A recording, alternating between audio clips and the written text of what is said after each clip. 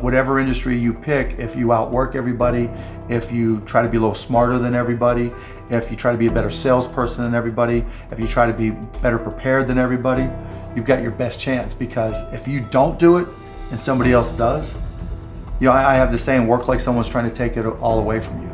I actually work like someone's spending 24 hours, working 24 hours to take it all away from you. And that's kind of the way I look at it. What would you say is the number one reason why people fail? Lack of brains, lack of effort. Lack of brains, lack of effort. Yeah, they don't do the work. They don't learn, when you walk in the room, when you start a business and you start to talk about somebody, you're never in a vacuum with no competition, unless you're just extremely lucky. And if there's going to be competition, that means somebody else knows your business as well as you do when you get started. And if you walk into a competitive environment and they still know more about the business than you do and more about your customers, you're going to lose. But most people don't consider that. They don't do the work. They don't learn more about their industry. They don't know even about their business. And so you've got to put in the effort to know more about your industry than anybody else. And that's the brains part, and that's the effort part as well. Because look, if you're competing with me, you better know what you're doing, otherwise I'm gonna kick your ass, and you're not gonna outwork me. And so, the combination is usually what kills businesses early on more than anything. You could, within a 5-10 minute interview, say, this dude's not gonna make it as an entrepreneur. Yeah, I can typically tell, right? I can tell by their passion, I can tell by their focus, I can tell by their preparation. There's a whole realm of things in any business. Here's the business you're in, and here's 1,000 things that influence whether or not you're going to be successful. Through my experience in businesses, I can put myself in his position and say, okay, here are 900 of the 1,000 things he has to be aware of, and then go through and ask. And by how many of those or her issues they've been able to address already, that kind of gives me a sense of how hard they're willing to work. And I can tell by the questions they ask me. So all I have to do is say, okay, what do you want to know? And when they start saying, what should I do? They ask you. Yeah, and that's fine, right? And I want them to ask questions, but people like to say, the only stupid questions are the ones you don't ask, and that's not right? Because the questions you ask tell whoever more about you than anything else you do. Because in particular, it tells me about your preparation. If you ask me questions about just basic things that you should have known and you should have down to a science, that's going to disqualify you almost more than anything. If you're not always learning, to this minute, if I'm not continuously learning, if I'm not just absorbing as much as I can absorb, someone else is going to kick my ass, right? So you talk about paranoia. The greatest source of your paranoia should be knowledge. If someone else knows more than you do, and if you're not learning, if you don't know how to learn, if you don't have a thirst for learning and acquiring information, you're SOL. Do you think there needs to be a healthy level of paranoia? Oh, absolutely. There needs to be. Oh, yeah. I mean, I always say, for every one of my businesses, I say, what would I do to kick my own ass? Right? So whatever business you have, there's somebody trying to put you out of business. There's somebody trying to take a bite out of your business. And it's better for you to figure out how they're going to do it rather than they do it. And so, yeah, that's being paranoid. And so you have to be paranoid.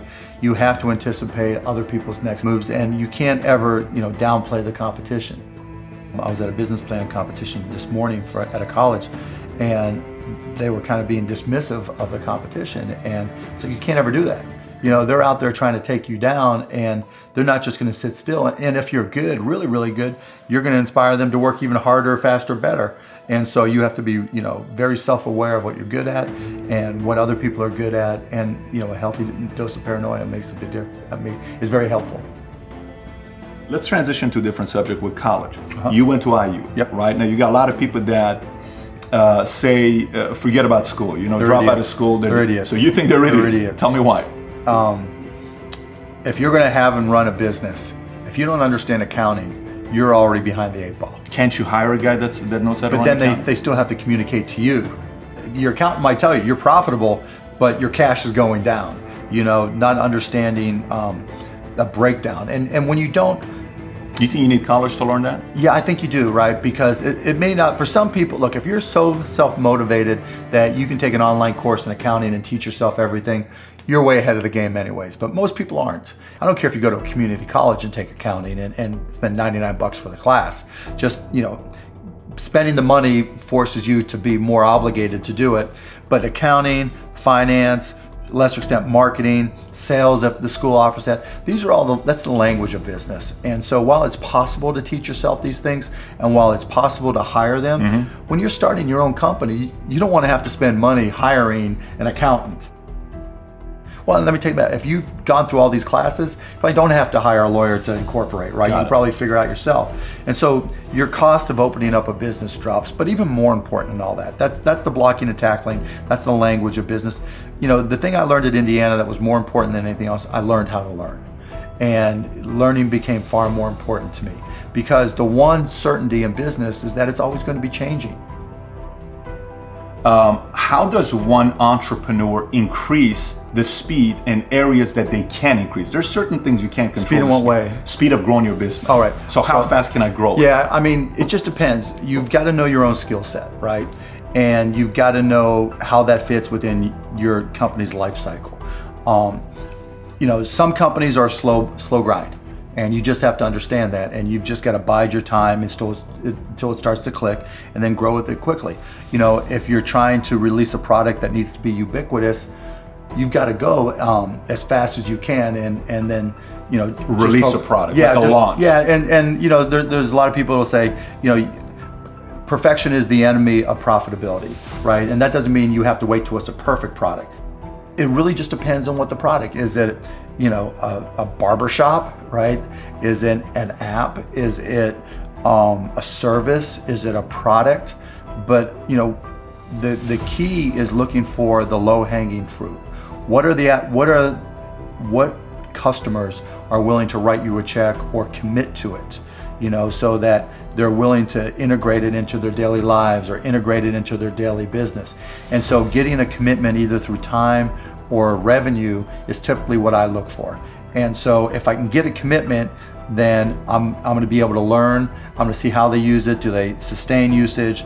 And then once I get the next one, you know, hopefully it came a little bit faster than the first one. Then I can ask for referrals, and then the next one, then the next one, and I just try to ramp it up. You know, when I bought the Mavs, we had no season ticket holder base.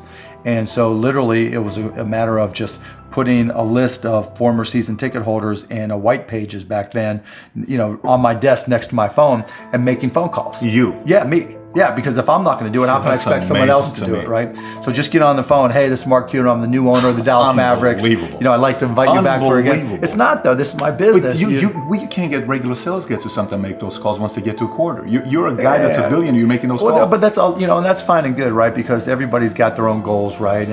But still, I don't want anybody at the Mavs to be able to say, well, he's not willing to do the work, right? There's, you know, if I walk around, I'm picking up all the papers. I'm not saying go get that picked up. I'm like, okay, that's trash. I'm picking it up.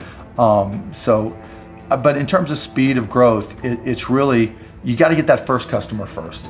And then when you get that first, what did you learn? Reiterate, get that next customer. And then hopefully as you learn more and more through the process, then the next one comes by even faster. You know, alluding to it earlier about entrepreneurs being born or built, you know, and I think I knew I was wired to be excited about business. How or why, I don't know, but you know, and there's certain guys that have the genetics to jump out of the gym, right? There's certain guys, you know, that, you know, when they golf, they have the muscle memory and the discipline. You know, Dirk Nowitzki may not be the most talented guy in the NBA, but his discipline and his focus to do what's necessary to be successful, he's willing to do, and combine it with being 7 feet tall and being skilled, you know, it makes him an amazing basketball player. So it's understanding what your skill set is, finding the right place to use those skills, and then going for it. You know, will that make you 250 grand? It depends if you pick the right industry. You know, I started my first business when I was 12. I was buying and selling baseball cards, buying and selling stamps. Anything I could do to make money, I was hustling and trying to do. So I was into business, but I not so much where it was, all my friends were into it with me, so they wouldn't know. Baseball cards. Yeah, baseball cards, you name it. I mean, I grew up in Pittsburgh. And so I would, probably even less than 12 years old, I would go out and buy a bunch of baseball cards that I collected, and I would package, I would say, okay, you're guaranteed to have a Pittsburgh Pirate in this package, and I would charge 3 times as much, and I'd set up on this park bench down in the park down in Scott Township where I grew up, and I'd have these little sales, and it was great. I made money, and I mean, it was, you know, and I learned as much about business when I was 9, 10, and 12 as I learned any other time.